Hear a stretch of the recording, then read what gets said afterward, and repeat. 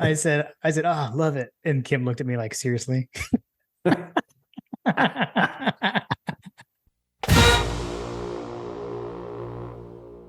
Welcome to My God a Podcast. I'm Jim Wood. In this episode, John Powell and I preview Georgia's matchup with Missouri. We talk through what we're looking for in the game, and we answer questions from you, our listeners. As always, remember to check out the newly redesigned MyGottaPodcast.com to see our latest merch.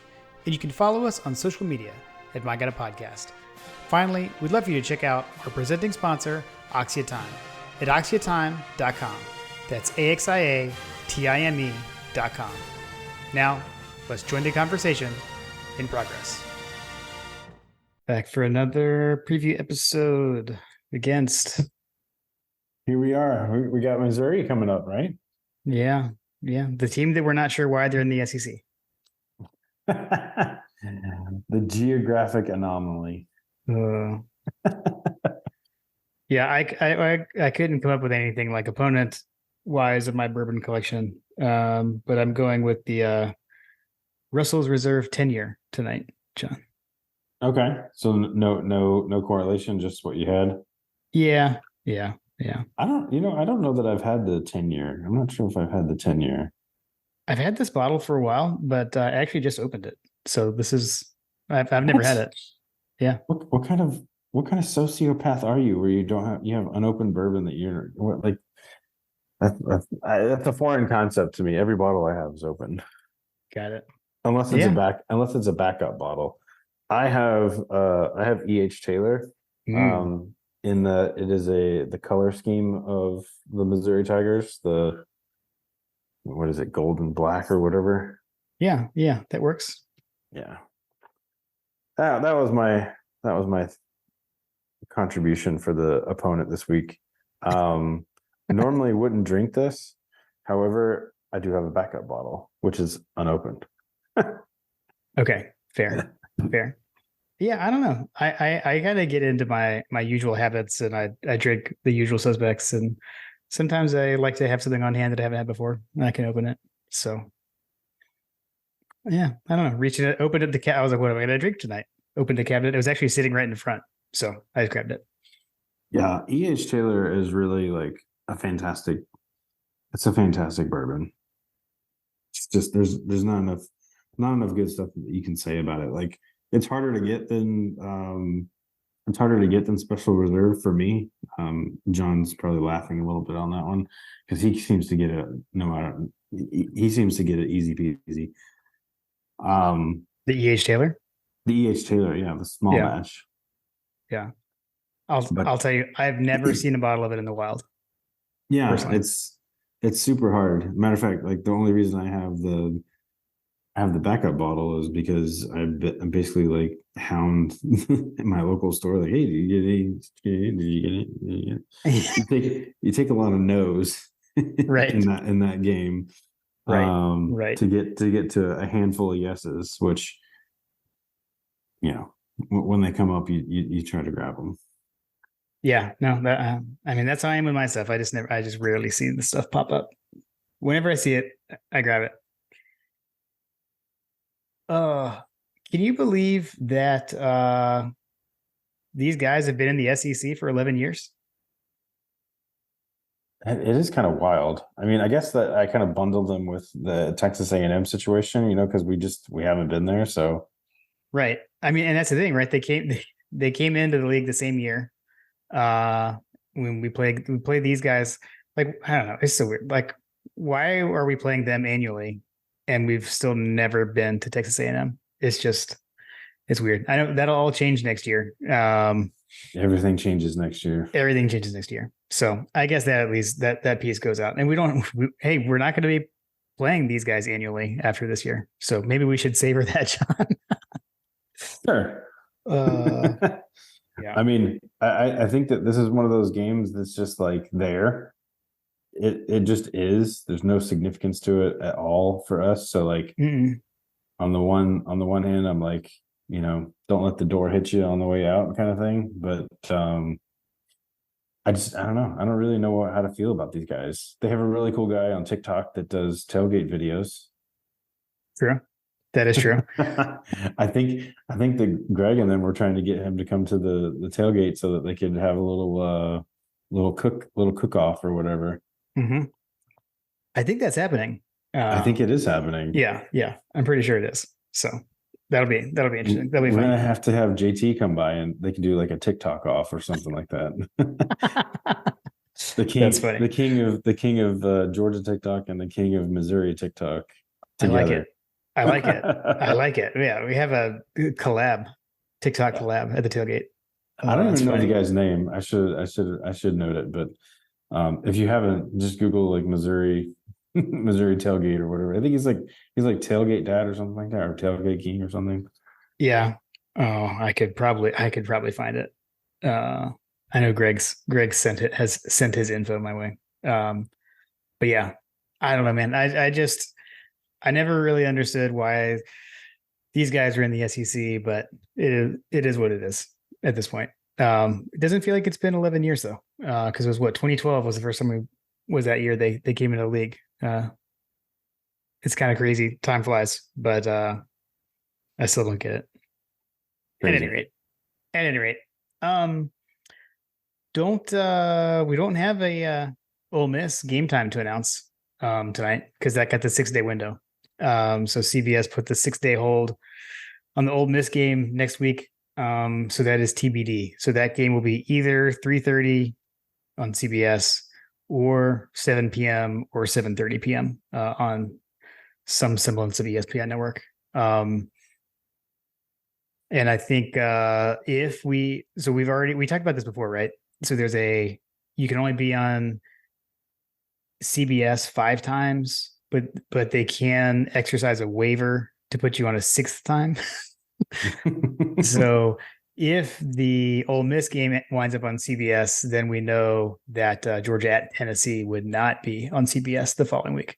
So one to watch there because it'll impact the rest of the season as well. So we'll see. It'll be interesting. That's for sure. Yeah.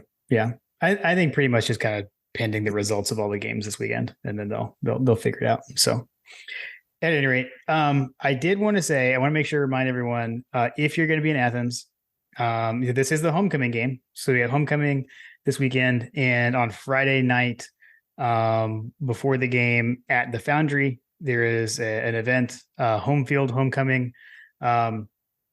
So we'll put the info in the show notes. We'll tweet it out. I know Graham Coffee has tweeted it out, but it's basically with Dog Central and Home Field Apparel. Going to be at the Foundry. It's free, but you do have to RSVP. I know spots were filling up, so you can take a look. I'm not sure how many are left, but you can go and do that. I'll be there. I know Graham Coffee will be there. John Tweets will be there, and George Foster will be there. So it should be a good time. It's going to be like a live podcast recorded in the evening. The entire thing runs from 5 to 10. So if you're in town ahead of the game on Friday, swing by the Foundry. Would love to see folks there. So just wanted to remind everybody of that. That's going to be a good time, man. It's going to be it's going to be a good opportunity for Dog Twitter to get together again.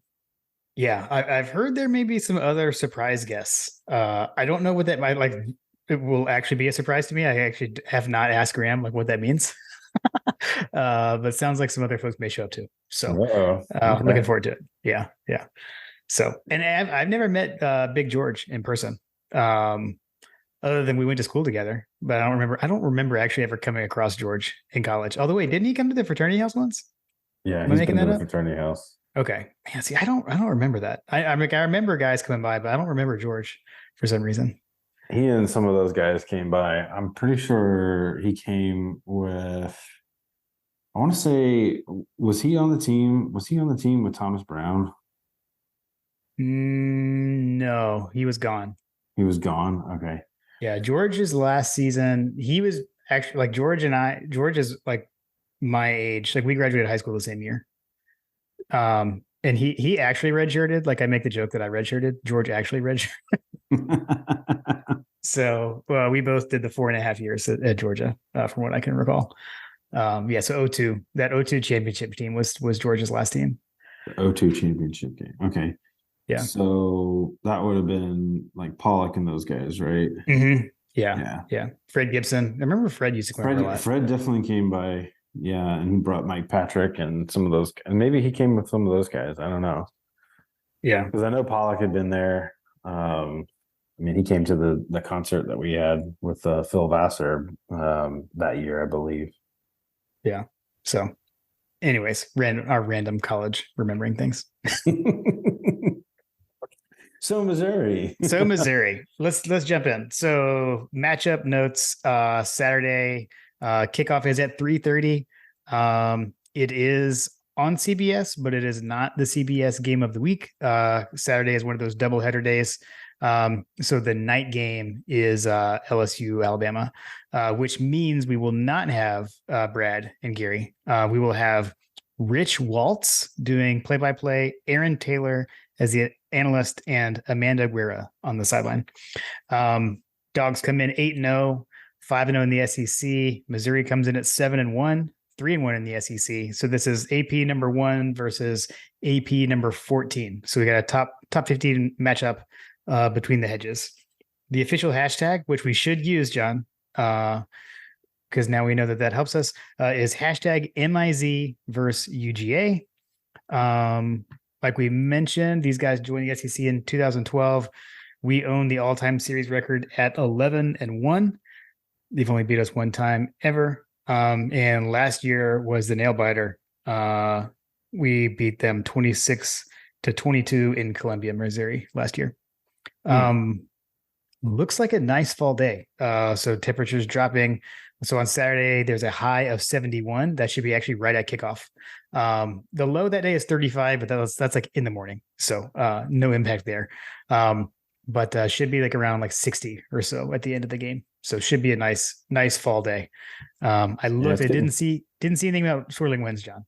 No swirling winds, but it's definitely getting chilly here in Georgia. That's for sure. Yeah. As we speak, the temperatures are dropping precipitously outside right now, because I think the low tomorrow is supposed to be like 29 or something like that in here. Yeah. So I'm not going to make the mistake that I made a Kentucky game and be totally unprepared. I'll be prepared for the weather. Are you going to bring the blanket you purchased? Good question. Probably not. Lily, that is Lily's blanket. That is like hers that she keeps on the couch. It's that is my blanket. So yeah, probably not. Part of the justification for that purchase was that it's a free use blanket, which at this point we probably have like 15 blankets around this house. And like, kids are always like, "Where's the blankets?" I'm like, I don't know. There's like 15 of them. Yes. Find one. Yes, that sounds like our house. Oh man. So yeah, but no, yeah, I'll just I don't know. I got to pick out the right fit, but I'll have some sort of hoodie or pullover or jacket or something. I'll be ready for the weather this time. I would just wear what you wore for the Florida game at work, right?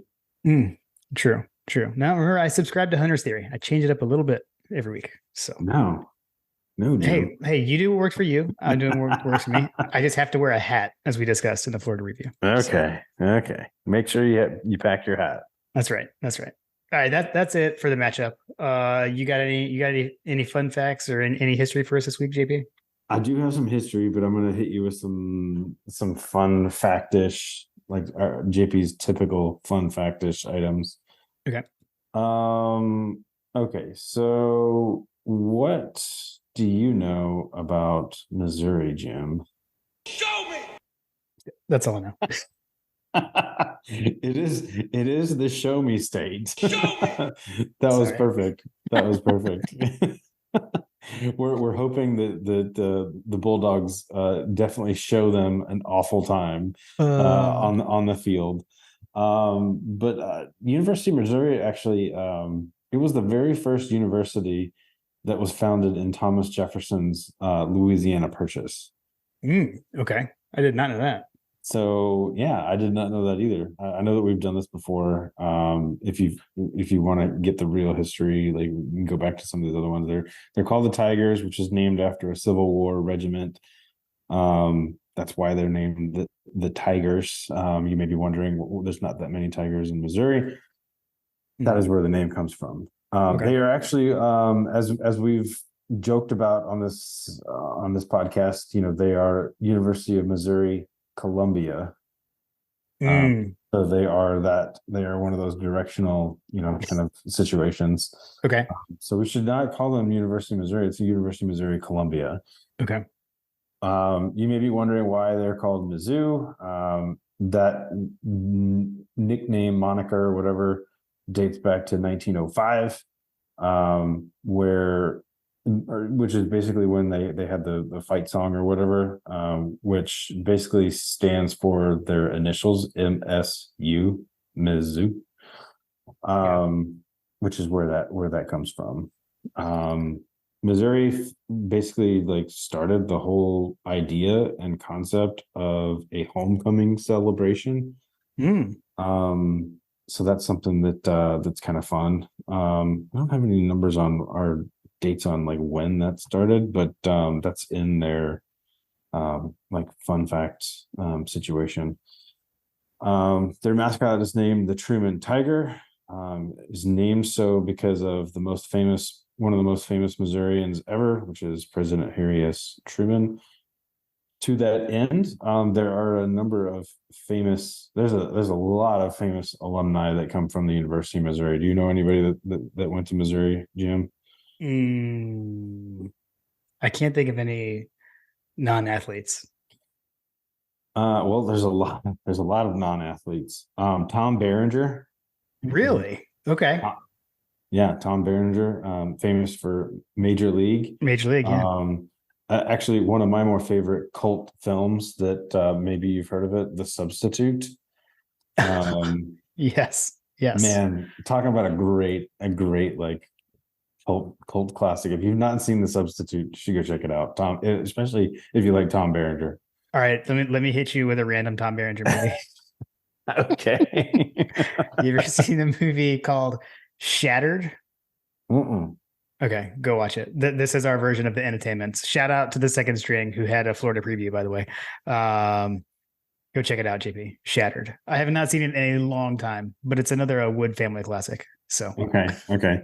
Sticking to the film category. Chris Cooper. American Pie, right? American Pie, also adaptation, for which he's won an Academy Award winning actor. Also John Hamm. Oh wait, hold on. Chris Cooper, not American Pie. That's a different Chris. No, you're thinking of American Beauty. American Beauty. Thank you. Yes. Sorry, I knew what you were talking about. Yes, I said American Pie. Yes, American Beauty. I speak fluent Jim Wood. we both do that. Yes. Nice. Let's see, John Hamm. Also Brad Pitt. Really? Yeah. I'm guessing Brad Pitt. Did he graduate? Or is it like a Ryan Seacrest situation? Honestly, he's listed. Let's see here. Oh, he's one credit short of graduation, actually. Oh man, so close. Got to finish that out. Seriously. That's according to Wikipedia. Okay. Yeah, one credit short. Like, dude, like just like mail it in, right? Right. Seriously. Let's see here. George C. Scott is also an alumnus. Okay. Alumni from there. Let's see, what are some other interesting ones? Let's see, we've got Tennessee Williams, famous playwright, Cat on a Hot Tent Roof, Streetcar Named Desire, etc. Let's see, Mort Walker is an alumni who is famous for the creation of Beetle Bailey, the comic Beetle Bailey.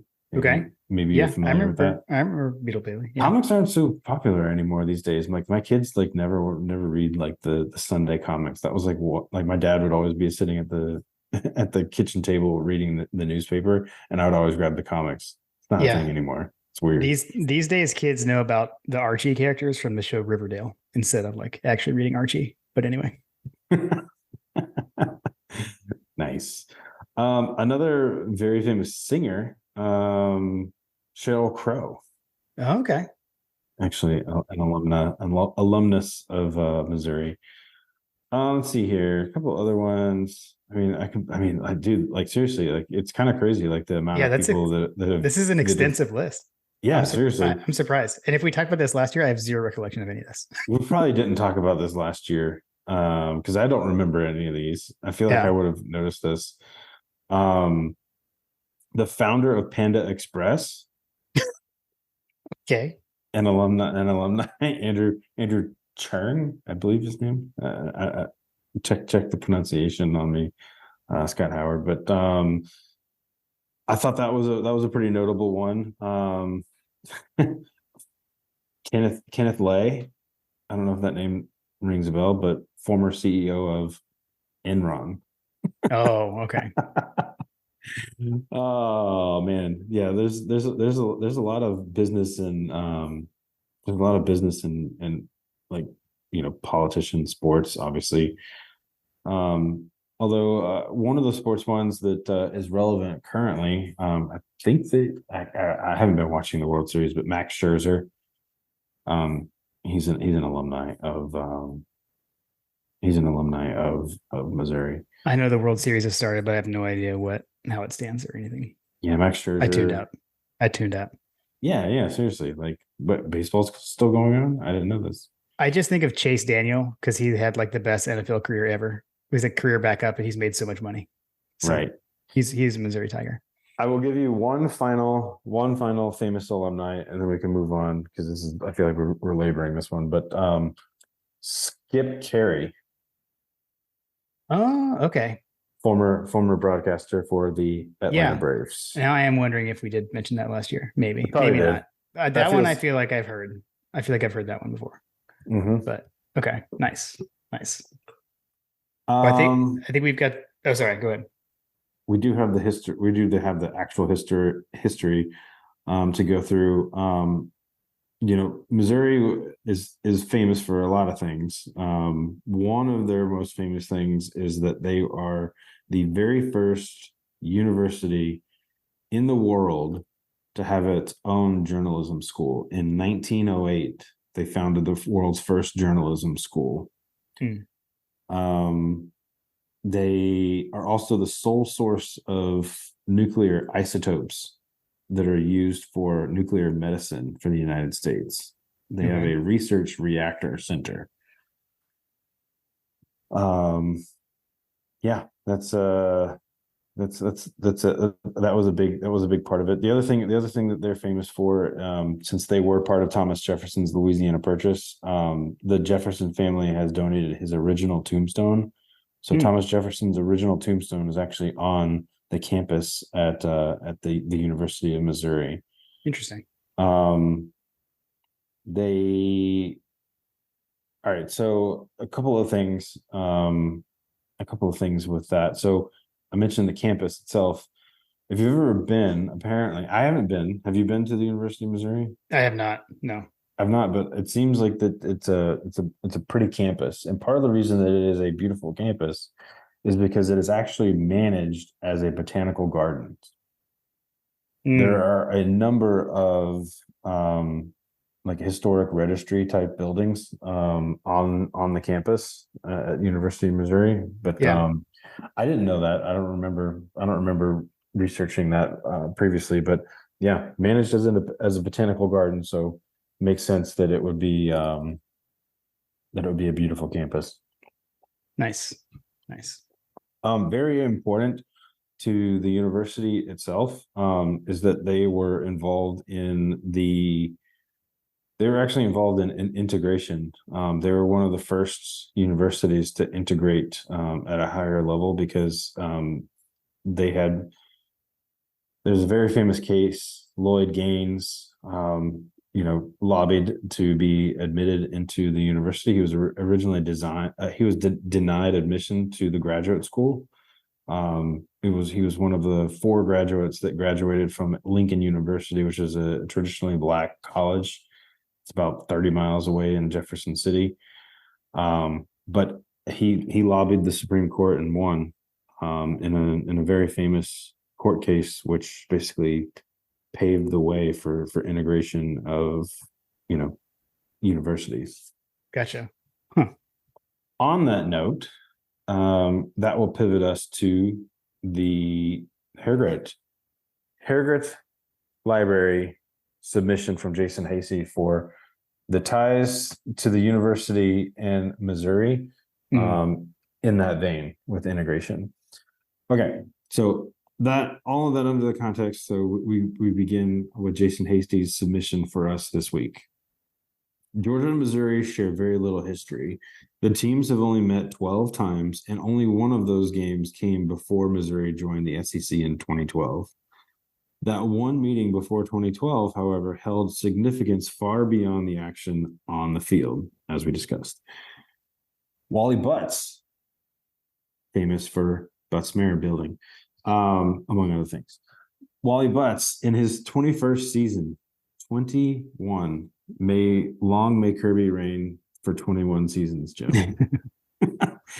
In his 21st season as Georgia's head coach, led the 1959 Bulldogs to an SEC title. The team was then matched against Missouri in the then Big Seven conference, which I'm assuming is the Big Seven the prelude to the Big 12? Was that? Oh, I would have the Big 12. I mean, I'm just going off of the big moniker there. Yeah, I'm not sure because I know like a lot of those teams used to be in like what was called the Southwest Conference. Southwest Conference. Okay. Yeah, I'm not sure. All right. Anyway, then in the Big Seven Conference, they played Missouri in the Orange Bowl.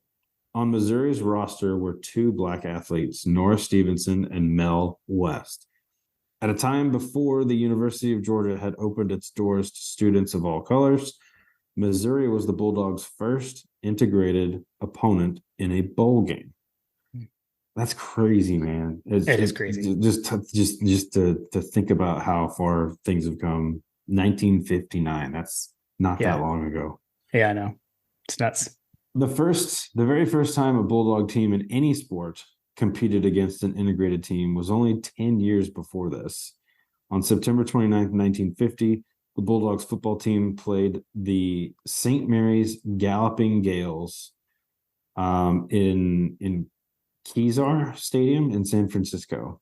The Gales roster included black running back John Henry Johnson, who led the Gales to a 7-7 tie, despite Georgia being heavily favored to win. Johnson would go on to a Pro Football Hall of Fame career, mostly with the 49ers and the Pittsburgh Steelers. Shout out to 100 Stanford and Lamar Loveless. I wonder if Lamar knows this guy. I'm assuming he does, but or knows of his history, I guess is what I should say. Right. The first integrated game in Sanford Stadium was on November 2nd, 1968, when the Bulldogs played Houston Cougars and their star running back, Paul Gibson, to a 10-10 tie. So we're going to continue in that vein of the integration and first black athletes and et cetera, to kind of hammer this home. So in 1971, the first black athletes joined the University of Georgia football team. But under the rules of the era, freshmen were ineligible for varsity competition. So the University of Georgia's very first varsity team took the field in 1972. Yeah. So crazy. Also crazy. Yeah. Still just mind-boggling. Yeah. So if you take that into context, so it took 20 plus years for the University of Georgia and the Southeast and things in the South to fully integrate after playing against them in 1950, just to hammer that home. Yeah. Okay. The games against St. Mary's, Missouri, and Houston seems obscure, but they're important milestones along the way to opening the University of Georgia to all athletes, basically, and allowing us to get to the point where we're at today. Yeah. Yeah. So I add the context that I mentioned about the Supreme Court case with Mr. Gaines. It's all under the umbrella of the University of Missouri has played a pretty important part to integration in the South. So maybe that's the connection, Jim, to them being in the Southeast Conference. There we go. I will accept that. Yeah, it is crazy to think of how recent that is. It's pretty nuts. So, all right, Jason Hasty, Thank you again. This was a good one. We like literally learning things about this stuff. This is awesome. Appreciate you and everything you do at the Hargrett Library. And definitely also, if you're in town, you could always go stop by the Hargrett Library on Fridays as well. Go check out the exhibit. Go check out the exhibits. Swing by the library, and then swing by the home field gathering. Exactly. Plenty to do on homecoming weekend. We're here to give you the itineraries, folks. That's right. All right, let's get into this. So when Georgia has the ball, let's talk about the offense defense matchup here. So notable defenders for Missouri. Leading tackler is Tyron Hopper. He's a senior linebacker. He's got 43 total tackles and 2 sacks. Chris Abrams-Drain is a junior defensive back. He leads the team with 4 interceptions. That's tied for second in the SEC on the season. And then Darius Robinson is a senior defensive lineman. He leads Missouri with 4.5 sacks on the season. So this team, this is the best team we played. You can obviously just look at the rankings there. This team is mainly composed of guys who were there last year. So that team that took us to the wire in Missouri last year, most of those guys are back. And I went back and rewatched a little bit of the game from last year, John. And actually what jumped out to me actually was their defense and what their defense was able to do to our offense and make Stetson Bennett uncomfortable. Right. So we've talked about SEC. It's a line of scrimmage game. This is a tough team. They're physical. Interested to see what Bobo has dialed up here.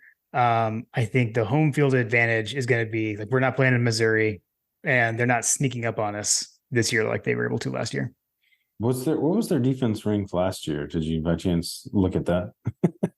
I did not. No, because I feel like their defense is fairly, pedestrian or whatever. Like, there's nothing like that jumps out at you like UGA, for example. Right. Yeah, they're what? So they're 38th in FBS and total yards allowed a game. 63rd in yards passing a game. Their rushing defense is the better piece of their defense. So they give up like 100. Yeah, they're still giving up like 150 yards, right? Yeah, they give up 112 rushing yards a game. Okay. So, but yeah, they're allowing 23 points a game. So yeah, it doesn't jump off. You watch Missouri to watch their offense, so which we'll get to in a bit. But that's their strength. Is their offense. But that was the thing, was just going back and looking at that last year. I was actually kind of surprised. Like I had kind of forgotten, I guess, like how much pressure they were able to get on Stetson in Missouri, in Columbia last year. But I don't know. That's where I'm saying. I think so much of that was the environment. It was night game on the road. It was cold. It was really, really cold that game. And I don't think we took them seriously. Like, remember last year we had the whole like kind of dust up in the pregame. Remember like Jalen and those guys came by and like, yeah, it was a whole thing. Yeah. So I don't know. I expect us to, contrast that to Georgia's offense, right? Dude, number 4 in the country in yards a game. The Mike Bobo coordinated offenses. So, and Carson Beck leads the number 4 passing yards per game offense in FBS. Our offense is legit, man. Yeah. What about, so last week we had the homecoming for Carson Beck in Jacksonville. This week we have Dominic Lovett going up against his old squad, which that was something that jumped out to me. So I watched basically like a highlight package from last year's Missouri game. One thing that definitely jumped out was like all the big pass plays last year were to Dominic Lovett. So I was kind of laughing at that. Was Luther Burden on that team? He was. Yeah. How did he do in that game? He didn't do a whole lot. He was a true freshman. Yeah. Just pretty much Lovett. Yeah. I don't know. I'll be looking for that for sure when it gets to our defense, but I know we're talking about the offense. But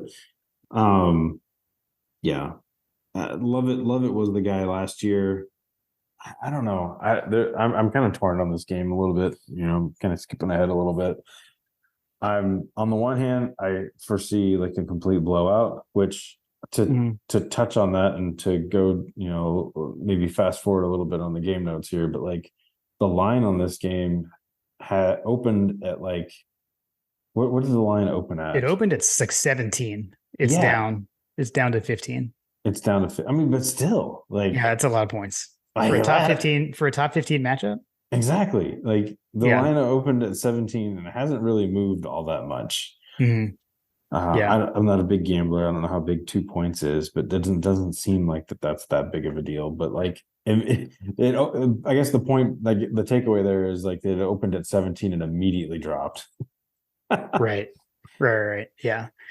Yeah. I don't know, man. I kind of expect our offense to do What it does. what it does exactly.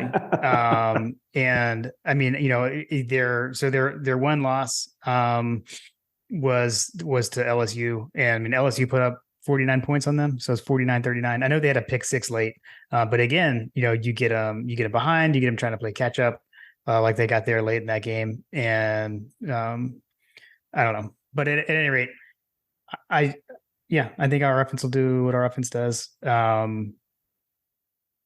Like I said, I feel like so much of their defensive success last year, honestly, was the environment. I don't know. Maybe I'm wrong, but that's how I feel. Yeah, I mean it feels very much like that line that we opened up on is there for a reason, because it feels like a situation where they are going to be playing catch up, and it's more of a question of can they outscore our offense basically. And I just don't see them being able to do that against our defense kind of situation. So like from our offense versus their defense, what are you looking for? I'm looking for our offensive line, which we haven't really talked about the offensive line really at all the last several games. Like last game, and I want to like I didn't mention it in the review, but at one point I believe Gary like made like an off color joke or whatever. It wasn't off color, but he just made a joke offhandedly that this Georgia offensive line wants to win the whatever the best offensive line award is. I can't remember what it's called. Whatever it is that Michigan keeps winning every year. Whatever it is that Michigan keeps winning every year. Exactly. God, it's gonna bother me. What's the name of that trophy? Anyway, like he made a joke that this team really wants to win that trophy, and I think that they rank near the top of the country in terms of like in terms of that offensive line metric for sacks. Like we haven't really given up a whole lot of sacks. Like Carson Beck has been able to basically sit back. Part of the reason he's gotten to where he is that he's been able to deal back there, and when he's put on the turf is where we've kind of struggled a little bit. But it feels like that this offensive line is kind of taking shape, kind of similar to the defense. The defensive line I feel like it's kind of starting to take shape where we're we've kind of figured out our roster at this point, right? Like we had Mims go down. We've shuffled guys around. We had kind of a late minute, it felt like a late minute change to the starting right tackle before the Florida game, right? I think that Graham's notes kind of mentioned that on things to look out for the starting offensive lineman right up until game time, right? Yeah. So I'll be looking for our offensive line to basically hold serve to what they've done all season long. And if that happens, like you like our chances, because I don't think that they can catch up. Yeah. I agree. I think what we've been seeing this team do is throwing to set up the run. And I think we continue to see that. And as we know, McConkey's back on his donkey. We got Delpa Brother out. I think we're set up well to do that. Yeah.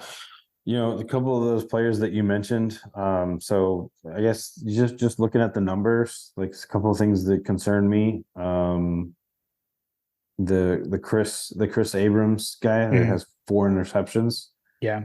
that's basically Taiki territory, right? Yep. Yep. He's tied with Taiki for second in the SEC for picks. Yeah, you'll be looking for who he's matched up against. Trying to see like how they move him around, because it could be a situation where you've got, like Kamari Lassiter, where he's basically cutting off an entire side of the field kind of situation. Yeah. The other guy, you got Darius Robinson with 4.5 sacks. He's obviously, I mean, he's got more sacks than anybody on our squad, right? So right. we'll be looking to neutralize him, basically. Yeah. And this offensive line has done pretty well at that. I mean, yeah, they've kept Carson clean. They've kept him clean, and I don't know, man. Like they've really gelled, and it's pretty remarkable considering the shuffling around we've had to do with injuries. So, my buddy Stacy, we're friends. We're friends. Love it. All right. Well, why don't we before we move on to the defense, why don't we take a moment to remind everyone that season 4 of My God, a Podcast is presented by Oxia Time. So Oxia Time is a custom Swiss watch company. You've got to go check out their 2021 and 2022 Georgia National Championship collection. So John and I both have our 2021 watch. We love to wear. Every watch is officially licensed by both the University of Georgia and the College Football Playoff. It's got the CFP logo. You've got the Power G. I know the 2022 editions. I think most of them they say I'll say "Go Dogs" in the face. So they're beautiful watches, self-winding. This is the first watch I've had like this. Definitely love having mine. So go check them out at oxiatime.com. It's AXIATIME.com. And as we always remind you, you can use the code MyGottaPodcast and get a custom presentation box so you can put your watch on display as well. And then always don't forget, head over to Classic City Collective. They've got some limited edition watches there as well that are signed by Kirby Smart. So you can find those at classiccitycollective.com. All right. So for the defense, our defense, when Missouri has the ball, what are we looking for? So I know this is kind of the part we were both kind of itching to get to because everyone's been talking about the Missouri offense. Again, similar theme. What I mentioned earlier around like, you go back and you watch last year, it's the same guys. So Brady Cook, everyone's been talking him up. He was a quarterback last year. He's thrown for 2,259 yards, 15 touchdowns, and 3 picks. I will add he's mobile. So he's also the team's 3rd leading rusher. He's got 59 carries for 134 yards and 5 rushing touchdowns. So something to watch for. As far as the running backs, their leading rusher, so their number 1 and 2 backs, they were also both on the team last year. But Cody Schrader has kind of emerged as the workhorse back for them. So he's got 140 carries for 807 yards and 9 touchdowns. He's a senior. He was a senior last year. I don't know if you remember, John, we talked about him last year coming in because he had transferred from a Division II school. So 2 years ago, Cody Schrader was like the leading rusher in Division II at Truman State. And then he transferred to Missouri last year. You may remember what we've basically said was kind of like the play of the year last year, where Missouri ripped off a long run and Malachi Starks ran the guy down and tackled him at the goal line. That was this guy. That was Schrader. So he's back. And then at receiver, though, the leading receiver in this game last year, like we already mentioned, he now plays for the Georgia Bulldogs. But so Luther Burden, kind of super sophomore, he's really taken a step forward this year, was a 5-star recruit. But so he's got 61 catches for 905 yards and 6 touchdowns. So behind him is a guy, Theo Weiss Jr., 440 yards and 5 touchdowns. So right there in the touchdowns, but had like half the yards, less than half the yards.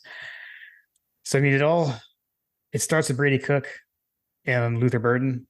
Yeah. And I'm going to be looking for Kamari Lassiter, who you mentioned earlier.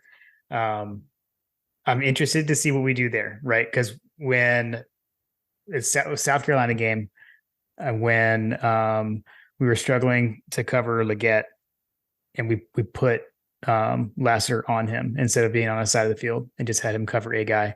I'm curious to see if we do that. So do we have like Kamari Lassiter play a side of the field, or do we have him shadow Burden? That'll be something to watch for sure. Yeah, I mean, so here's the thing. Like you look at the numbers and everything on paper shouts like, oh man, this is going to be a, a tough game, right? Mm-hmm. And I'm not saying that it's not going to end up to be in that way, but I look at the teams that they've played, right? So here's a rundown of the teams that they played. They played South Dakota, they played Middle Tennessee, they played Kansas State, they played Memphis, they played Vanderbilt. That was their opening gauntlet that they Yeah. played against. Not exactly a murderer's row, right? Right. Then they lost to LSU 49-39. Brady Cook got his share, he got his yards. Schrader got his yards. Burden got his yards. Which by the way, Burden, by and large he's receiving over 100 and, over 100 yards per game, roughly, right? Yeah. Yeah. But then you start getting into the meat of their schedule. I don't know what happened with the LSU game. You look at those stat lines, and I'm like, how the hell did they lose that game? Yeah. Defense optional, right? Mm-hmm. But then you get to the Kentucky game, and Kentucky gave them a scare, right? 38-21. Brady had his worst game, pretty much his worst game of the season, except for the very first game, which is kind of weird, against South Dakota. But Yeah. Kentucky is not super great against the pass. Kentucky's pass defense is ranked 12th in the SEC. LSU's pass defense is ranked 10th in the SEC. Georgia's pass defense is ranked number 2 in the SEC. Yeah. So Mr. Cook has not played a team on the caliber of Georgia. Now, do I think that he's going to get his yards? I certainly do. I still look at like what, let's move on. So Cook had his worst game since the first game of the season. He only threw for 175 yards against Kentucky. You say, okay, well, how did they end up beating Kentucky 38-21? Well, Schrader rushed for 71 yards, and guess who didn't have a big game? Luther Burden. The high reception, leader in that game was the Weiss Jr. guy. Have we mentioned him? Theo Weiss. Yeah. He's the second leading receiver. The second leading receiver. Yeah. So, but he only had 66 yards in that game. So Kentucky was able to hold Luther Burden out, basically.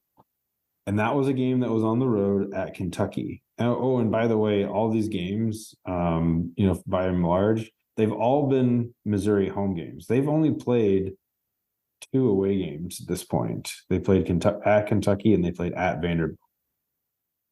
All of those other games were home games. So we are the best team that they've played, and they got us on the road. Yeah. I think that this sets up for a pretty decent game for the Bulldogs to put something down on paper. I'm just not super convinced on the Missouri side of things.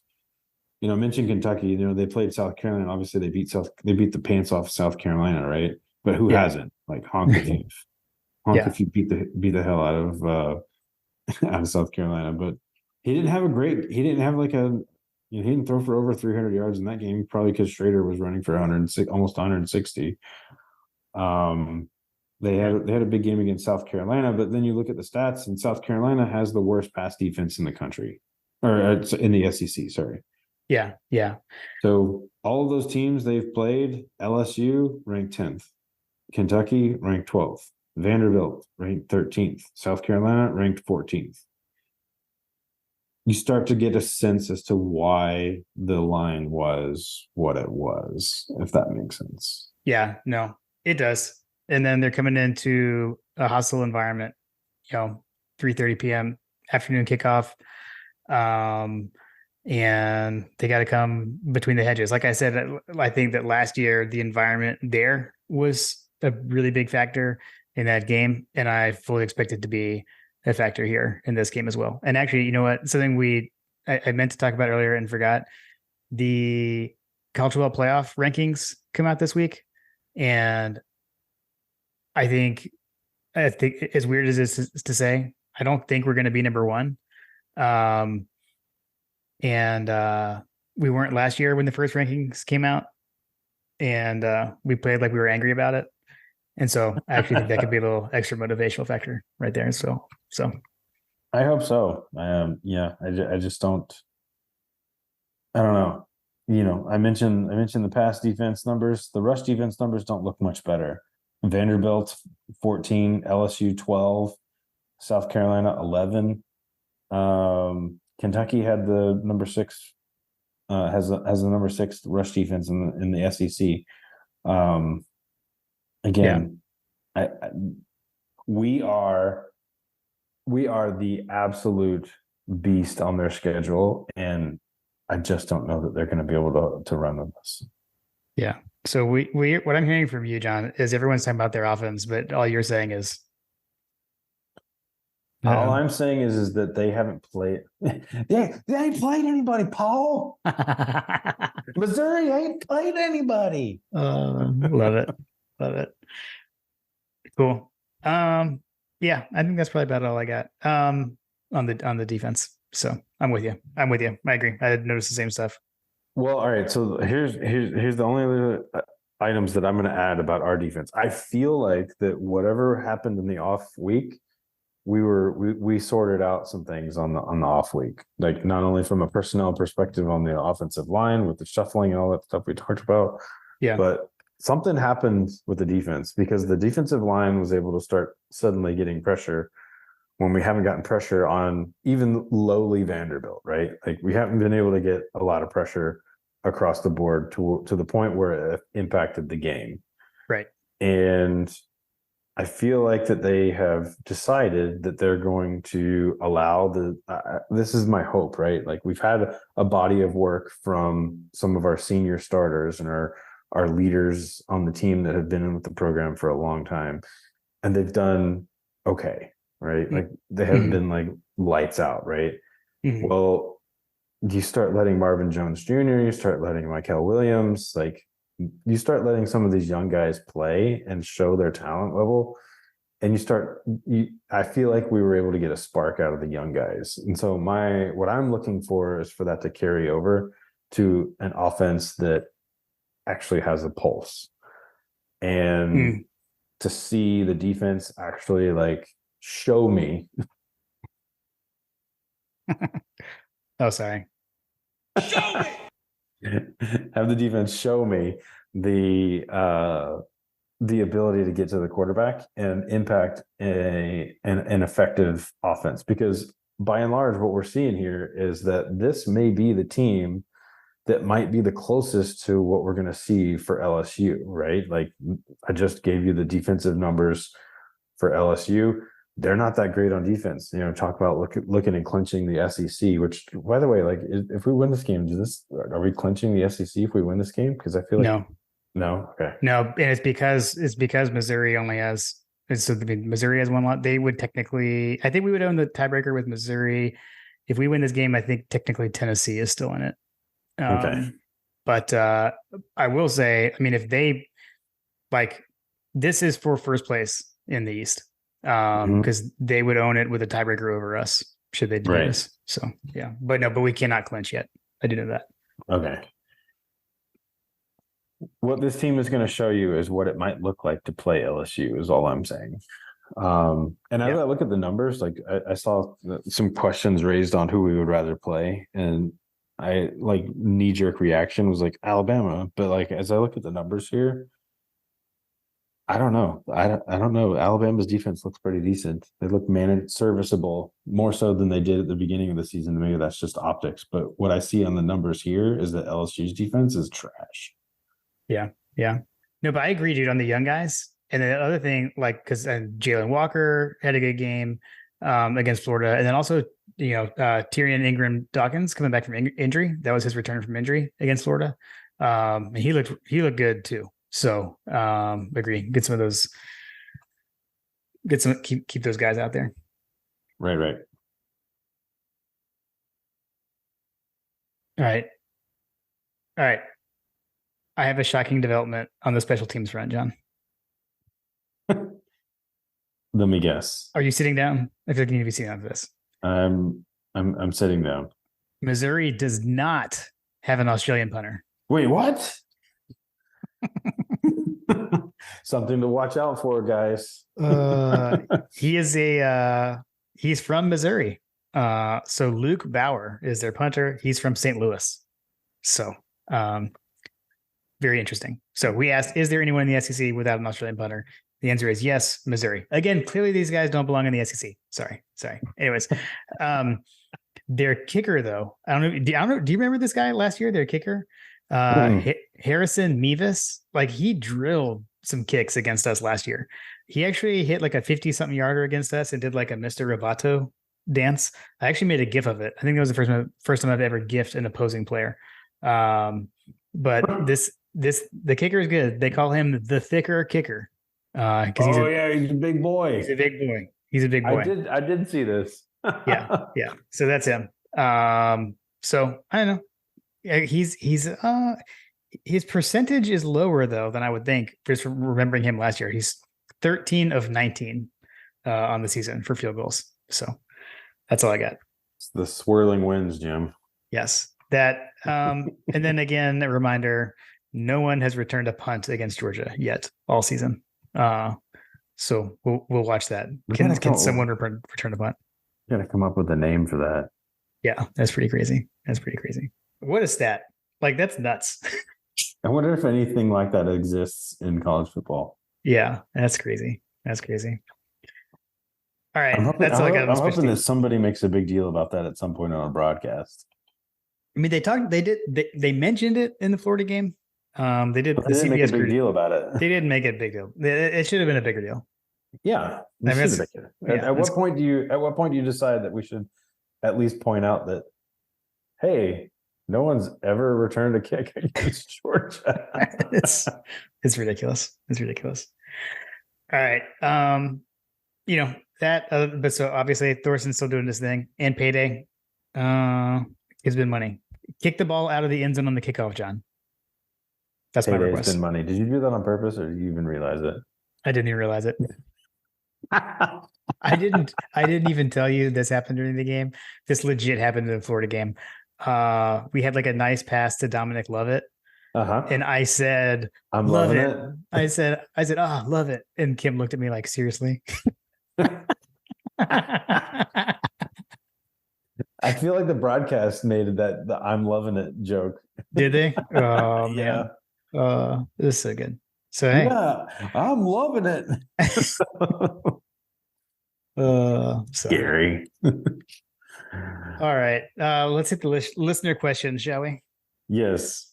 All right. Well, our listener questions are brought to you by Working Web Media. So we've talked about we weren't happy with our website on mygodapodcast.com, and we reached out to Working Web Media to help us redesign it. So they sat down with us, talked about what we were looking for, and we were able to relaunch a brand new site this year. So be sure to go check out that site. We've got our store there with all our merch. If you're watching on YouTube, the hats that John and I wear on the shows, those are all available there as well. But so if you've got a small business, you need help with your website or just your online presence in general as well, go reach out to them and let's see if they can help you out. To do that, you can go to workingwebmedia.com/dogs, and then they will know that we sent you their way. All right, John, first question from friend of the show, Chris Marler at Vern Funquist on Twitter. Noted Georgia fan. Was this from the last time y'all played a currently ranked team? I mean, come on, Chris. So the reference here was the GIF. We always have a GIF when we ask for listener questions. And what's a GIF? What's a GIF? I don't know. An animated picture. And this one is from some old footage. You found this one. It's, the cheerleaders were on the field. So it's an old one. But, Chris, it's Homecoming. It was a reference to Homecoming. So sorry. No. Which Missouri created. So there's some relevance there. Exactly. Look, we know what we're doing. Okay. Totally. All right. 51-7 GATA. If I would have told you in 2000 that Missouri would one day be in the SEC East, what would have been your response? I mean, I've been like, What? Missouri. I mean, Where that is probably that? would have been You it. know what? Well, You know what? You know what? I would have probably been like, oh, well, no, yeah, you would have said where that is on a map, and how is that going to be in the east, right? Like, exactly. a, I would have even understood the southeastern conference because like south in Missouri, but the fact that they're in the east and not the Yeah, west, the even East. like, Yeah, yeah, the East yeah, is. Well, it's definitely ridiculous. you got Texas coming in too, so it's like, I don't Yeah, know. I don't even know what to do with this anymore. yeah, yeah. It was the beginning of the end in 2012. That's right. That's right. All right. Next up, Alex Garnto, CB15. That's Carson Beck. Seems to get better and better as the season moves forward. Never hesitates. Does he creep into Heisman consideration with a big performance against Mizzou? Side note: nothing about Missouri is Southern. Hashtag. Do they even have sweet tea there? Agreed. Oh, they got barbecue. That kind of counts. Okay. Okay. So I think.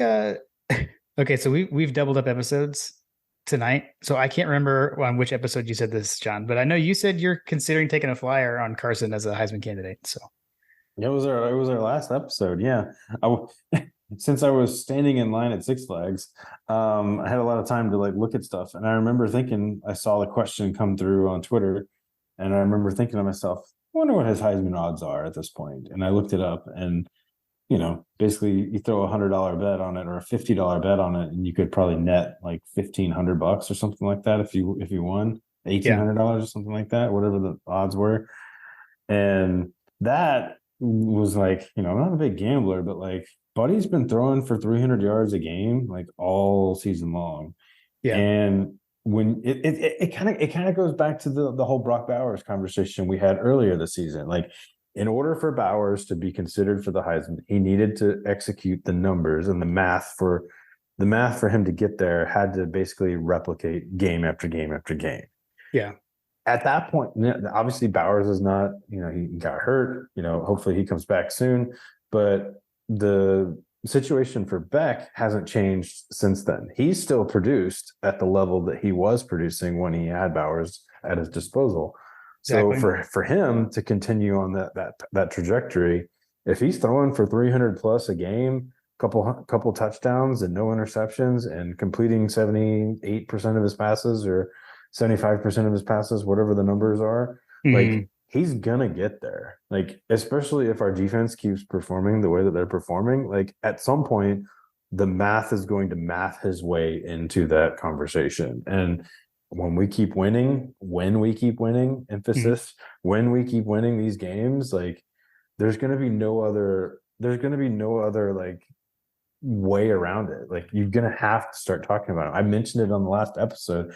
JJ McCarthy is getting all this Heisman hype right now, and because he's playing for Michigan, and Michigan is the pretty contestant, or the belle of the ball, or whatever you want to call it. Yeah. And Georgia's the forgotten lover, however you want to characterize it, that's just creeping in behind and jump into the homecoming celebration and be crowned. And Carson Beck's going to be right there to receive it. Yeah. Yeah. No, I agree. I mean, That's the path. The path is for Bobo to continue to do what Bobo has been doing all season long, which is basically prove all the haters wrong, and everybody's going to be eating. Everybody that hated on Bobo at the beginning of the season is going to be eating crow. And let me tell you, man, like I'll say this right here. Like, if this, I think that who was it? Was it Dog Stats that posted about the stats for the offense? Like, basically, the one blight on this offense is the red zone conversion rates, the touchdown conversion rate for red zones, which you and I and everybody on the text thread have been super frustrated with all season long. Like, Bobo busts out that play call against Vanderbilt, the whip route or whatever that scored a touchdown. Like, Yeah. I don't know what we're doing on the when we get to the goal line situations, but we've got to figure that out. And if we were to figure something out, like Beck would probably have, I don't know, he'd probably have like 5 or 6 more touchdowns than he has right now, passing or rushing. Manufactured adversity, John. Yeah, Manufactured whatever. adversity. Kirby doesn't care about the Heisman Trophy for anybody. Exactly. we're just Exactly. gonna win 3 national championships and have no Heisman except for Stetson showing up in New York. Yeah. All right. Let's see. Brett Building. Actually, we hit his first question. Was part of your fun facts. Where did the nickname Mizzou originate? The only thing I'll add to that, John, is at the time that came out, they were Missouri State University, and so that's why they were MSU at the time, because they were Missouri State, and so that's where the MSU, Missouri State. Oh, did I leave that part out? Yeah. And then other fun fact for Brett, because Brett was in the Redcoats. The Missouri marching band is known as Marching Mizzou. So just FYI. All right. Britt wants to know which is better, St. Louis or Kansas City barbecue. Do you have an opinion on this? Kansas City barbecue. Okay. I'll go. You may recall Carter and I took a trip to St. Louis last year for his birthday. It's kind of like become like this birthday tradition with him at this point. Went to Colorado this year, and then St. Louis last year. Saw Cardinals play the Braves. Had barbecue in St. Louis. I was kind of like relatively unimpressed, but I have been to Kansas City and I've had Kansas City barbecue, and Kansas City barbecue is very good. I may be a little biased because I've gotten to the age now where things give me heartburn. Pulled pork barbecue, like by and large, gives me heartburn at this point. I don't know why. It's super frustrating for me because I love barbecue. Yeah. But smoked brisket does not. And I love brisket. So okay, so wait. So you said you prefer Kansas City? That's Kansas City brisket, yeah. Kansas City barbecue, which in my opinion, I don't know. I'm not from there, but like I feel like the beef side of barbecue is big in Kansas City and St. Louis. From what I saw, and maybe I was only limited to the downtown area, but like I saw beef and I saw, all these things, but like it felt like it was kind of like here, Yeah. The barbecue was kind of like in Georgia. Gotcha. Yeah, I'm partial to North Carolina barbecue, but at any rate, here's my beef with the North Carolina barbecue. It's more about the sauce. I actually don't think it is. There's just there's an argument between the Carolinas of which sauce is better, but you don't necessarily have to have the sauce. So, just my 2 cents. Is it pork or is it beef? Like what makes North Carolina barbecue? Yeah, it's the pulled pork. I mean, and then but Georgia has pulled pork too. Like it's Georgia pulled pork. Yeah, I get. What makes the difference? Technically, yes, there is a vinegar-based sauce. There it is, Jim. Yes. It's the sauce. But I don't cook it in the sauce. I use this. I add the sauce later.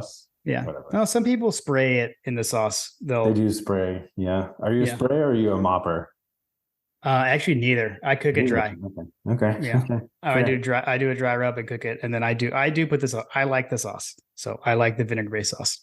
I feel as though you have just described North Carolina barbecue, in my opinion. Yeah, that's fair. All right, Chance Dog 19, Chase Kelly. Is it what's that or who's that? Which is allegedly coming down the track or tracks. Okay. You have the best answer for this. Like you're like a phonetics or grammar person, I guess. I don't know. Yeah, I mean, okay, so here's the deal. The official chant comes from the Redcoat Marching Band. And so they say, what's that coming down the track?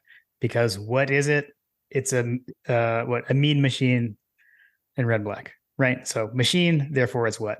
That's why people get so mad about. The only thing I'll say is that when I was a student, what I remember is the drunk guy on the street would say, who's that coming down the track? A mean some bitch in red and black. Sorry, Carter. But that's what people would say. So I think that's how it kind of diverted. So there's like the Redcoat and official version that is what's that coming down? And then there's the drunk guy that could be who if you're describing a person. That's how it happened. Officially, it's what?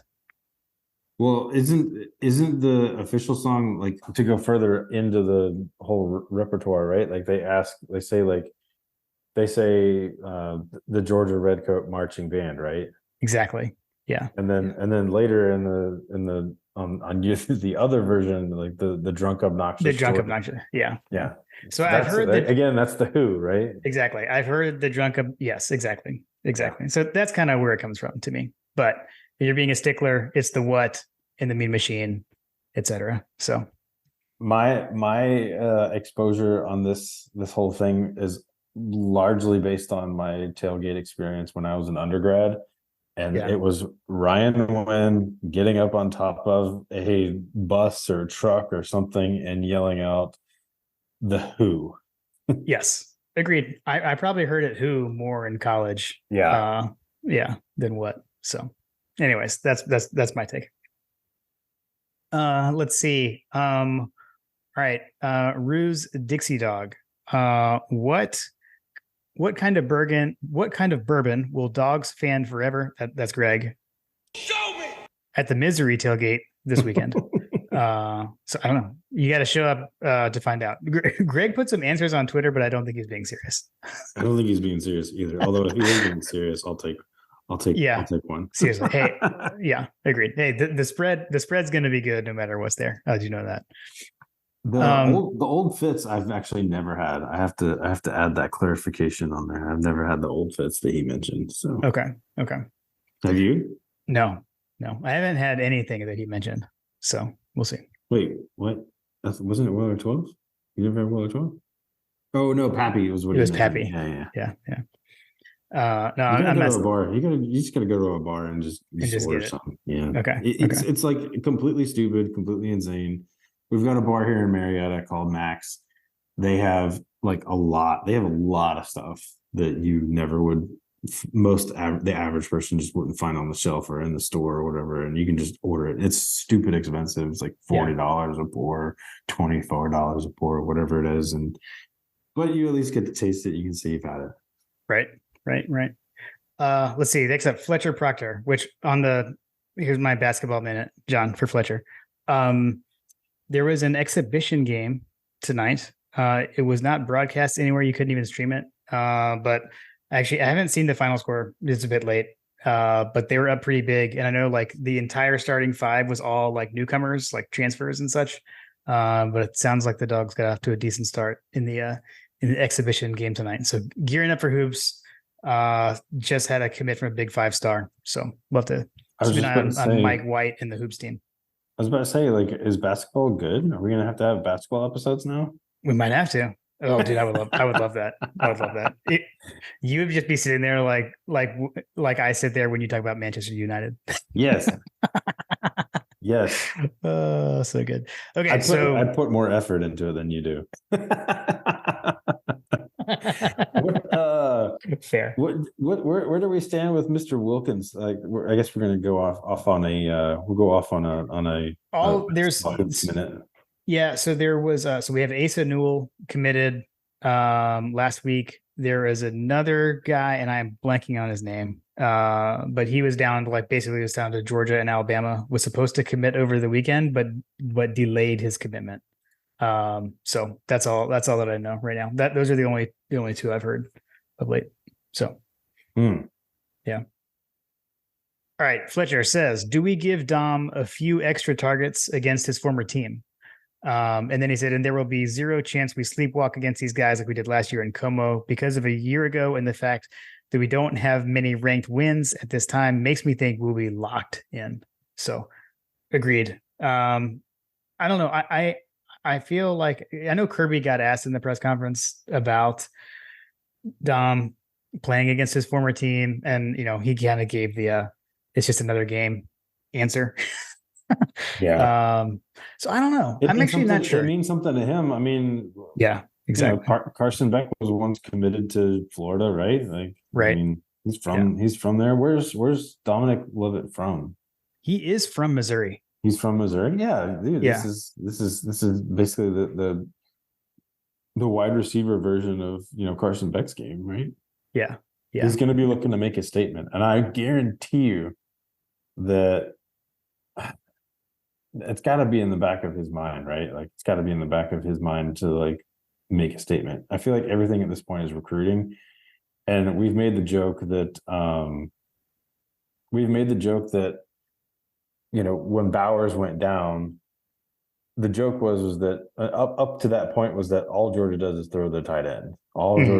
Georgia's tight end. There's no need for us. That's why these wide receivers weren't coming, because there was no, we weren't throwing to wide receivers. We're throwing to tight ends. So that's why we're losing out on everybody. So right now the flip side of it is that, okay, well, we just had Ladd McConkey come back his first game and he's blowing the doors off from the wide receiver position. So the takeaway here should be that we're going to get the ball to the playmakers that are on the field. And if you're a playmaker, you're going to have an opportunity at the University of Georgia. I do think that there's an element of that message that's going on right now. So I would love for Dom to be that guy. I'd love for Rara to be that guy, to be honest with, like, I've been clamoring for Rara to have his coming out party, but I'd be totally fine with Lovett having his coming out party. Yeah, agreed. He's up to he's now our second leading receiver, by the way. Lovett is. He passed Rosemary Jack Saint for second receiving yards. So agreed. All right, let's see. Friend of the show, Tim Riley. Mizzou wins if ... And he said, and scoring more points is not an answer. I mean, honestly, I feel like, so if we look at last year, right? Georgia got off to a slow start. They were disruptive. We had turnovers. Georgia had all kinds of mistakes, and we still found a way to win. But so it's that kind of stuff, right? It's mistakes. Georgia has to make mistakes for Missouri to win this game. Okay. I'm going to go out on a limb here and say that I still think that LSU's defense is suspect, but had Missouri not thrown 2 interceptions, I feel like that they probably would have won that game. It's turnovers. I would say, like, if Carson Beck has 3 interceptions, for example, like, we probably are going to be in some trouble. Yeah, you could extend it to, like, if we have 3 like total turnovers, you know what I mean? Yeah, I feel like we've reached the point of, like, what we talked about last year, right? Like, it's self-inflicted wounds. That it's going to have to be Georgia's self-inflicted wounds for Missouri to win this game. Yeah, like if Carson Beck never throws an interception and we never lose a turnover the rest of the way, yeah, welcome home, 3rd national championship in a row. Right. All right, let's see. Lee Munger.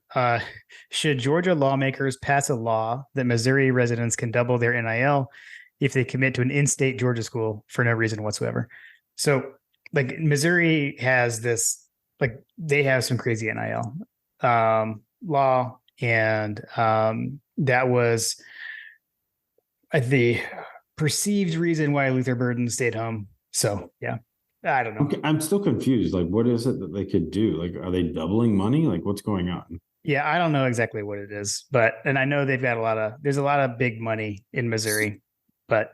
So, a matter of fact, I didn't mention it. Sam Walton is actually an LSU or a Missouri alumnus.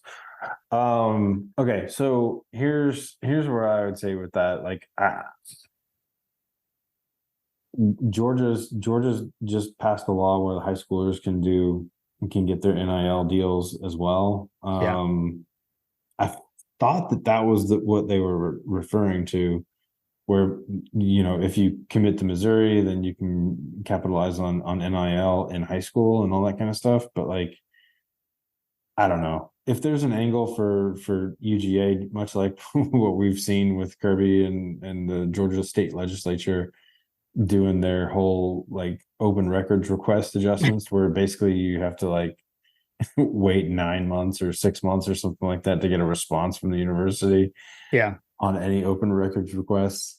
I wouldn't put it past the legislature to do something like that. But, like, I'm super confused on this one. I don't know what it is that would benefit them. That's a law, like, that would make it more beneficial for you to go to Missouri as opposed to Georgia. Yeah, I will. All I was just going to add was there are things that we can do without a law. So, support the companies that are supporting the students. and support the companies that are linked up with the collective as well. So, these are not sponsors, but I'm just saying, like, these are companies that are working with the Classic City Collective. Oxia Time is a sponsor, and they work Classic City Collective, but that helps. The Apotheos Roastery coffee, right? Like they've got collective coffee, and then instead of Tito's vodka, get your Hunker Down vodka, right? And some that money is going into the collective, which is going into the Georgia players. So there's stuff we can do too. You can basically look at all of the collective companies and look at the folks that are like very visually apparent within the athletic department, like the dealerships that sell the cars, for example, or that Kirby's appearing on, the BMW, I can't remember what the BMW dealership is up there, but like the Ford dealer that's up there, anybody that is contributing to the university at a high level is going to be featured. So just find those and move with your dollars, right? Yep. All right, Dogs Forever. What grown man matchups are you seeing that could cause the Dogs trouble early on? Which I don't know if you remember the whole old man football versus grown man football. That was back in that 2012 game. But I mean, it's Luther Burden, I think, that's the grown man matchup, honestly, from on them. So it's I would say Luther Burden, if he's lined up against Smile Mondon, that scares the hell out of me. Man, I don't think we're gonna have Mondon covering. I don't think we're gonna have, but you know what I mean? Like if for some reason they get some motion going, get different personnel out there, they start moving the people around. Sometimes you create mismatches, right? Right. That would scare me. I would say that the defensive back and the defensive linemen that have the sacks and interceptions kind of scare me a little bit. But I'm not like, I say that like you're kind of reaching it at that point, right? What scares me here? Well, I can tell you that the defense doesn't scare me, but that guy does. Right. Yeah, that's fair. A couple of folks with some Brady Cook questions. Perry McIntyre just said, how does the defense adjust for Brady Cook? And Army Dog Charlie maybe had a little bit of suggestion. Who's the spy for Cook? How strong are they up front, both sides? So I think we talked about their lines or the defensive line with the sacks, et cetera. And I think they play a physical brand of football. I know their rush offense is like a little bit different than standard, but Kirby said they're not like the only team that does that. But I don't know. I mean, to me, if anyone is spying Cook, I do think he would be your guy you just mentioned. Smile Mondon. He's our faster inside linebacker. That would be my take there. Hey man, in LSU's win against this team, they had a couple of interceptions against this team. Yeah. Major Burns actually had a pick six. That was the game sealing pick six was Major Burns. Yeah. Exactly. Yeah. Former Georgia defensive back couldn't cut it at UGA, and he went into the portal. A portal transfer. I'm surprised you didn't do that for Dominic Lovett when we mentioned him. Sorry, yeah, he came in from the portal. That wasn't even planned. No, I mean, like LSU was able to create turnovers, and their pass defense sucks. Like, I don't know what to say. Like we're gonna put Brady Cook in. We're gonna put Brady Cook in situations where he's gonna have to make decisions that are gonna be really hard for him. Yeah, agreed. All right, Chad Jarvis. I'm gonna take one of Chad's questions because he had more burden, but I think we talked about him. But what's your favorite Missouri moment? And I definitely have one. I don't know if you have one. Georgia, Missouri. Do you have a favorite moment? A favorite Missouri moment. All right. So I'll give you one. Okay. The game in Athens that I took my daughters to, where we kind of struggled. I think was it 21 that they was that when they were here? I mean, they did play here in 21. Yeah, it was 21. Yeah. That was the game where we kind of had to have a late kind of surge to beat them. That was one of the first games that my daughter was in. So that's probably my favorite Missouri. I brought all my girls basically to that game. Gotcha. Mine would be in that 2012 game, in the grown man football game. And it's a super random moment from that game. I remember the 21 game? No, 2012. Oh, 2012, sorry. In the first game, in the first one. So like Jarvis Jones kind of took that game over, had like a strip sack late in the game. Or no, he had an interception late in the game. But at any rate, there was a huge pivotal moment when Missouri ran a fake punt and we stopped it. And like back then, it felt like whenever anyone ran a fake punt against us, we would stop it. But it wasn't just that; it was who made the tackle and who stopped it. And it was Richard Samuel, which because at that point he wasn't really playing running back anymore because Gurley was on the scene. We had Gurley and we had Keith Marshall at that point. I don't know. It was just a big special teams moment. And I remember like tweeting about it, like as I was like rewatching the game that night, like I'm sitting here rewatching the game and oh my gosh, we actually stopped a fake punt. So I don't know, that one always kind of stands out to me. So shout out to Richard Samuel. Fun times. Let's see. All right. Back to back Broham. How do you think the guys are able to continue to maintain their focus and intensity after a big rivalry? I think we're spoiled to have so many guys that played their roles and will be able to pop at other times later. See Rob Ra, Marcus Rosemy-Jacksaint, Malachi Starks, etc. I agree, man. Like I think he goes back to you watch these guys, like we've talked about, go watch their YouTube shows, go listen to their podcasts. They've got a connection. And I don't see them letting each other lose focus. And honestly, certainly not in a home game like this. We've got a young team and they're starting to hit their stride. Yeah. And we joke about the Mark Richt years and like people, we were the butt of a lot of jokes about not being able to finish the drill or whatever, being so close, but yet so far.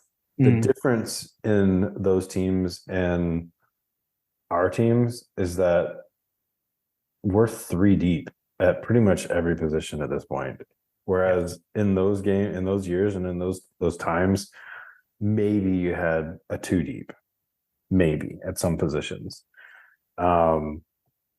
It's across the board. I mean, like if you were to rewind in time and tell me that we're going to be missing we're going to be missing AJ Green and Todd Gurley and right. And, one of our offensive linemen, names are blanking on me here, but like, if all of those things were to happen, like I would have been in meltdown mode back then. Yeah. Like that's basically what's happened. Like we're missing Ladd McConkey. We're missing Brock Bowers. We're missing Amarius Mims. We're missing all these different players that would have been backbreaking losses. And to Gary's, math equation on how you replace them or whatever. Yeah. That's where we're at. That's the embarrassment of riches that we have and the talent that this team has acquired over the last, 7 years, 6 years, however long Kirby's been here, right? Yeah. 2016. Yeah. He's done it every single way. And that train is not stopping. Yeah. Agreed. All right. We're going to close this out with John Michael D. Are you guys taking credit for a Tate Ratledge bump? Dude played his best game of the year in the cocktail party. Obviously, you come on My God a Podcast, you play great in the next game. Yeah. Seriously. If you're looking for a My God a Podcast bump, like just give us a shout out and we'll bring you on. He did say he added, if healthy, we seem more than fine at running back now. So what's more fun to watch? Edwards, Milton, and Bell eating or Seabreezy cooking? Seabreezy being Carson Beck, John. Carson Beck, yeah. I was like, wait, hold on. Wait. Oh, it's someone who likes to run the damn ball. It's hard for me not to say Edwards, for me, Milton, it's and Bell. Carson Beck. Yeah. For me, it's Carson Beck. Yeah, Like that's fine. The kid is living he's living the year that DJ Shockley was in 2005. Yeah. Yeah. And I want to see him cap it off. I want him to be in the confetti. I want him to be in New York. I want him to be the poster child for the anti-NIL era. Yeah, I mean he's what's the fact, like he was the only guy of his quarterback class who had yet to start that didn't transfer. So it's pretty crazy. Yeah. I want him to be the poster child for why you come to the University of Georgia, because if you stick around, trust the process, you're gonna get your flowers. Agreed. Love it. All right, you ready, GP? I'm ready as I ever will be. Oh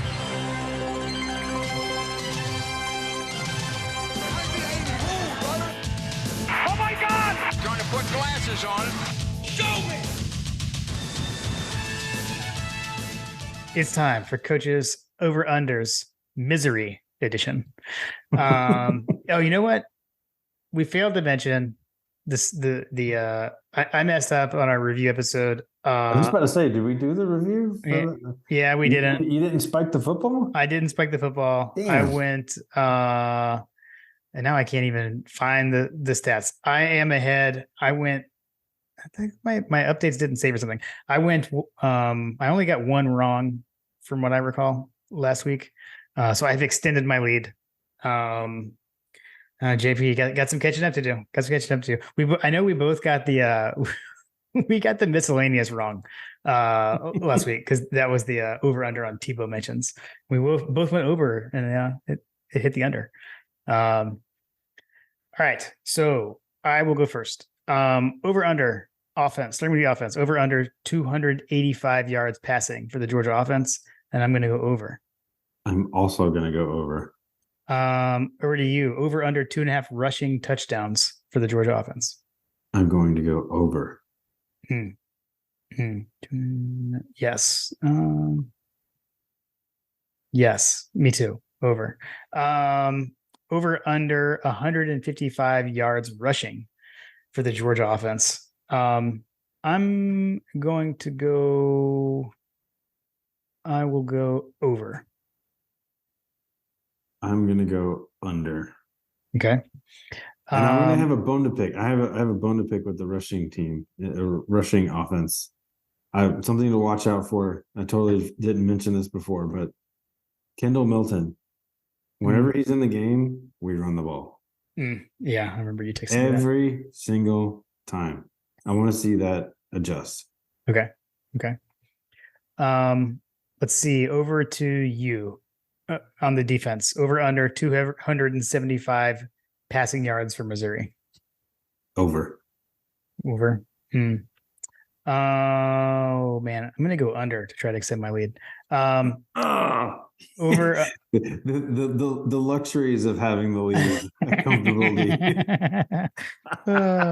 Over under 125 rushing yards. This is me. I'm gonna go under. I'm gonna go under as well. Okay. And then over to you. Over under 17.5 first half points for Missouri. Under. Agreed. Under. And then total field goals attempted combined is the special teams. Combined. Yep. Okay. Over under 3.5. I'm gonna go over. I've got to go over on that lines. Yeah. They get the thicker kicker. And then just looking at our red zone. Right. Miscellaneous over under 5.5 Brock Bowers sideline shots. Is it to me? Yeah. Let me go under. Ooh, I'm gonna go over. Yes. All right, we'll see. The saga will continue. I've got to make up some ground here. We're getting late in the season. So good. Shout out to Coach Drillbill. Always I always appreciate it. And I don't know what I know I wrote down all the updated stuff that he sent us, and I somehow lost it. So I know I still extended my lead. So, Coach, thanks for checking them for us. All right, final predictions. CBC R2 Sam has Georgia 33.4 to 17. Oddshark has Georgia favored by 15.5.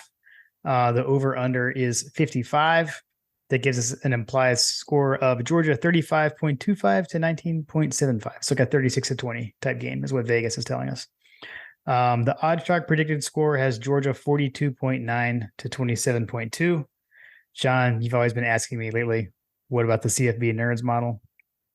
They also have Georgia winning 32.2 to 25.5. What did they have for Florida? I can't remember. I don't remember. I need to go back and look at these things because it's like I feel like that some of these algorithms are just so out of whack. If only there was somewhere you could go back and look at it. Yeah, I know.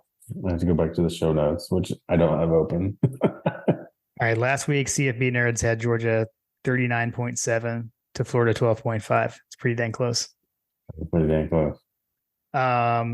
And then let's see, I did the scoring impact. So update on this Georgia's scoring impact against FBS. So on average, we are scoring, our offense is scoring like 6.5 more points on teams than they tend to allow.